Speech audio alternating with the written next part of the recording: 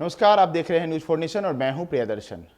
कहते हैं कि राजनीति में कोई शिखर पुरुष नहीं होता, यानी राजनीति में जो शीर्ष पर गया है एक दिन उसका अवसान होना तय है। वह एक न एक दिन फर्श पर जरूर आएगा और यही स्थिति हुई है एक दौर में राजनीति के शिखर पुरुष माने जाने वाले शरद यादव के साथ। शरद यादव जिन्होंने राजनीति में कई शीर्षस्थ मुकाम हासिल किए, लोकसभा के 3 राज्यों से सदस्य रहे, यानी वो मध्य प्रदेश, उत्तर प्रदेश और बिहार, तीनों राज्यों से उन्होंने लोकसभा में अलग अलग राज्यों के अलग अलग लोक संसदीय क्षेत्रों का प्रतिनिधित्व किया। लेकिन अब स्थिति है कि शरद यादव अब राजनीति में बिल्कुल बेसहारा हो चुके हैं। राजनीति में एक तरीके से कहें तो वो हाशिए पे खुद ब खुद धकेले जा चुके हैं। उन्हें कोई पहुंचाया नहीं, बल्कि उनकी ऐसी स्थिति हुई कि पिछले 1 दशक के दौरान राजनीति में वह उनकी किसी से नहीं पटी और जो उनके कई विश्वस्त साथी थे, पुराने साथी थे, वो तमाम साथी एक एक कर उनसे दूर होते गए, या यूं कहे कि वो उन साथियों से दूर होते गए। और आज स्थिति है कि अब वह अपनी राजनीतिक जमीन और वजूद बचाने के लिए एक बार फिर से लालू यादव के साथ जा रहे हैं। वही लालू यादव जिनके साथ उन्होंने जेपी आंदोलन में अपनी राजनीति की ओर कदम बढ़ाया था और वह पहली मर्तबा मध्य प्रदेश से लोकसभा के लिए निर्वाचित हुए थे। बाद में वो उत्तर प्रदेश से निर्वाचित हुए और उसके बाद बिहार के मधेपुरा सीट से लगातार शरद यादव उनका और मधेपुरा का एक ऐसा संबंध बना कि वह करीब 4 से 5 बार वहां से चुनाव जीते। लेकिन फिर स्थितियां बदली, लालू यादव से भी उनका मनमुटाव हुआ, वो लालू यादव से दूर हो गए। बाद में वो नीतीश कुमार और जॉर्ज फर्नांडिस के साथ समता पार्टी में आ गए। उसके बाद जब आगे समता पार्टी को जनता दल यूनाइटेड के रूप में परिवर्तित कर दिया गया, तो उसके बाद वह जनता दल यूनाइटेड के शीर्ष नेता के रूप में पहचाने गए। अटल बिहारी वाजपेयी की सरकार हो या नरेंद्र मोदी की सरकार हो, इन दोनों सरकारों में एनडीए के संयोजक के रूप में उन्होंने अहम भूमिका निभाई।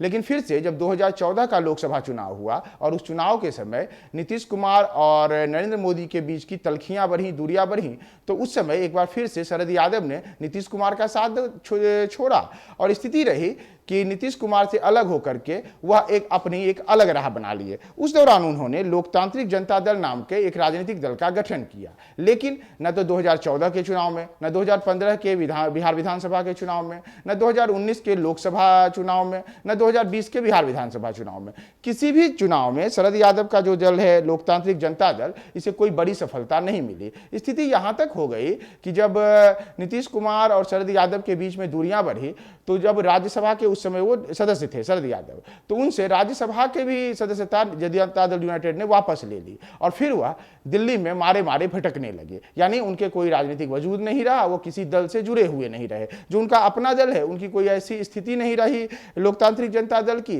कि वो कोई आम जनता पर छाप छोड़ सके। बिहार में तो बस केवल उनका नाम ही रह गया कि किसी दौर में शरद यादव मधेपुरा से लोकसभा चुनाव जीतते थे। अब अपनी इसी राजनीतिक जमीन को बचाने के लिए एक बार फिर से शरद यादव लालू यादव की पार्टी से मिल रहे हैं और 20 तारीख को, यानी कि 20 मार्च को उनके ये जो पार्टी है लोकतांत्रिक जनता दल, इसका विलय राजद में हो जाएगा। तो अब 20 मार्च को शरद यादव लालू यादव के हो जाएंगे। करीब करीब अब 70 वर्ष से ज्यादा की आयु हो चुकी है शरद यादव की, और ऐसे दौर में शरद यादव अब आप राजद में आकर के राजद को किस प्रकार से सहारा देंगे, या खुद के लिए वह राजद की बैसाखी के सहारे खुद को खड़ा करेंगे, यह बेहद अहम होगा।